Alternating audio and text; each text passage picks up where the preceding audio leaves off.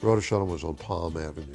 It was really a nice structure. I mean, it probably had 20 stairs to get up to, and it had a balcony and beautifully stained windows. It was not air conditioned. It was miserable during the high holy days, and it was miserable during my Bar Mitzvah. I remember my grandmother taking me to Max Argintar. Now, Sunshine had suits, but apparently she felt that the quality of the suits may not be to the point to where Bar Mitzvah boy should be wearing it.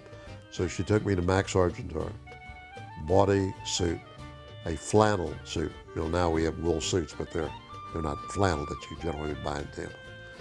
And my Bar Mitzvah was in May of 1954. And I remember going up there.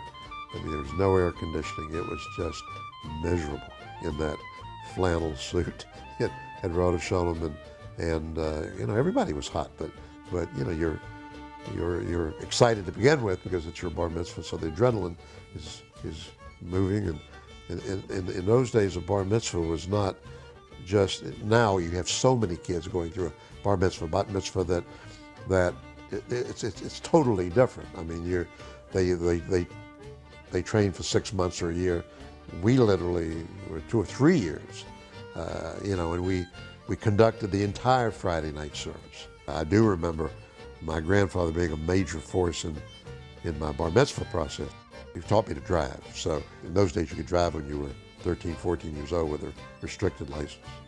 And we would sing, as I was preparing for my Bar Mitzvah. There was no air conditioning, obviously, and people were hearing, us singing Hebrew, thinking there were two crazy people in a car, because we would be singing, because he's trying to get me to learn the Kiddush and some of the other things we had to sing.